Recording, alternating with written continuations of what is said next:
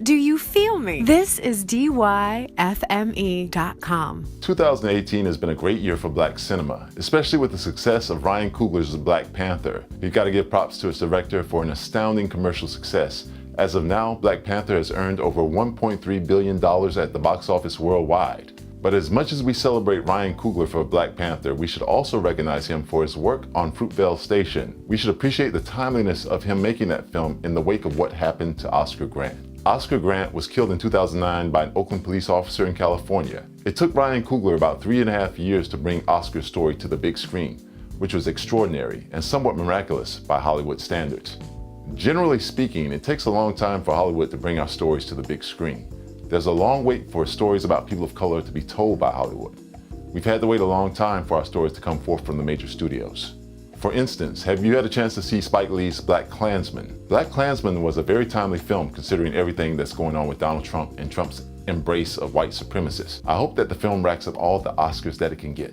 But think about it for a moment. BlacKkKlansman takes place at the tail end of the 60s, the early 70s, right? So that's at least 4 decades between when those events occurred and the story arriving on the big screen. Don't get me wrong, some stories are meant for certain times and there's a right time and a right place for everything. BlacKkKlansman is the right film for this time of Trump. But why did we have to wait so long to get this story? Why did we have to wait so long to hear about that story? Another Spike Lee film, Malcolm X, climaxed in 1968. Yet it took more than 20 years to bring that story to the screen.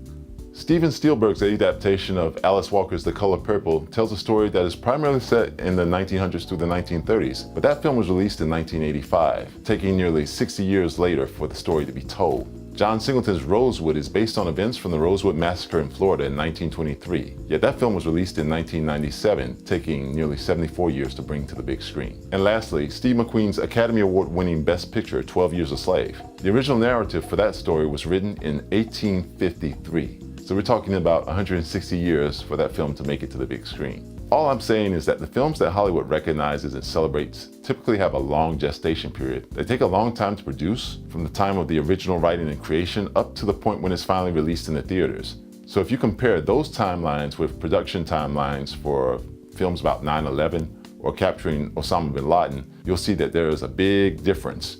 World Trade Center, a film starring Nicolas Cage, was released shortly before the 5th anniversary of 9/11 in 2006.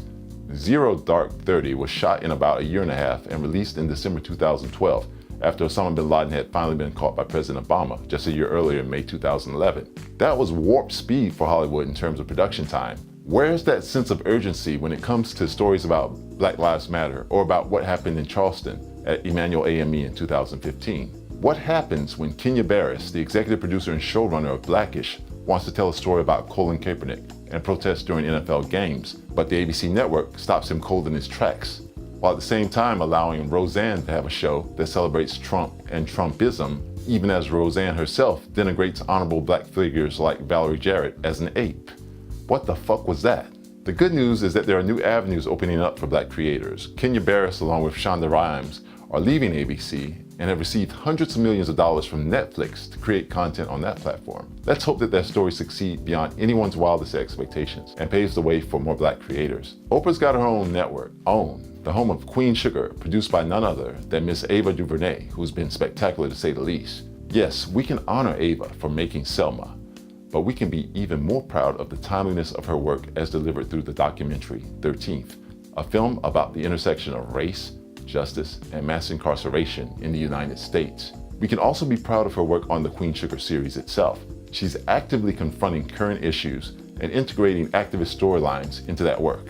All in all, there's a lot of great work coming out. Artists do have a chance to move the needle when it comes to helping society reflect on itself. My encouragement is for all artists to stop waiting and start doing. Don't be afraid or apprehensive about confronting the present-day challenges that stand before us. Again, why haven't there been more projects on what happened to the Charleston 9? We need more stories about Stone Mountain and its history. We need more projects to confront the challenges that we face in the present day. That's one reason that I set out to make Undisturbed, a short film that confronts the history of Stone Mountain and pursue the removal of symbols of hate from public places of honor and distinction. The point of the matter is that we shouldn't wait. We should always have a sense of urgency when it comes to our stories and making sure that our stories get told. Let's stop waiting and start doing.